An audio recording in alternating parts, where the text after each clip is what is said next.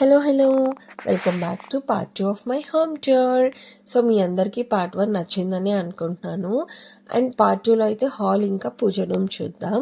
So enter అవ్వగానే ముందు అయితే ఈ వర్కింగ్ స్పేస్ నాకు లేదు, ఎందుకంటే నాకు వర్క్ ఫ్రమ్ హోమ్ ఆప్షన్ లేదు, ఆఫీస్కి వెళ్ళే వర్క్ చేస్తా. బట్ భవికి సమ్మర్ హాలిడేస్ వల్ల నాకు 2 months ఆప్షన్ వచ్చింది, జెన్యూన్ కాజ్ కాబట్టి. సో అందుకని ఈ స్పేస్. అండ్ ఇక్కడ మీరు మ్యాక్సిమం థింగ్స్ భవివే చూస్తారు. నా దృష్టిలో హాల్ అనేది చాలా చాలా ఇంపార్టెంట్ ప్లేస్. నేను కిచెన్ తర్వాత మ్యాక్సిమం టైం హాల్లోనే స్పెండ్ చేస్తా.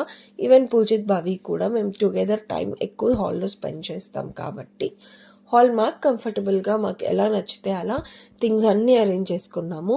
మ్యాక్సిమం థింగ్స్ భవికి లైక్ వాడికి star of the month, star of the week, ఇంకా నర్సరీ రిపోర్ట్స్, వాడి హ్యాండ్ ప్రింట్స్, ఇలా చిన్న చిన్నవి ఇండియాకి వెళ్ళినప్పుడు గుర్తుగా దాన్ని ఫ్రేమ్ చేయించి తెచ్చుకున్నాను. అండ్ మీరు మా డాడీ ఫోటో చూసుంటారు, అది కూడా రీసెంట్గా తెచ్చుకున్నా.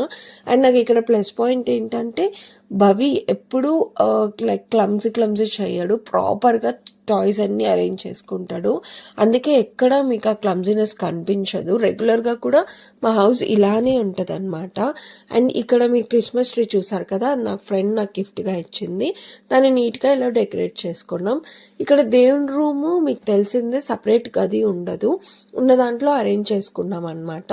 అండ్ రీసెంట్గా ఇండియా వెళ్ళినప్పుడు స్వామివారి పాదాలు అవి తెచ్చుకున్నా, అవి కూడా ఇక్కడ పెట్టేశాను అనమాట.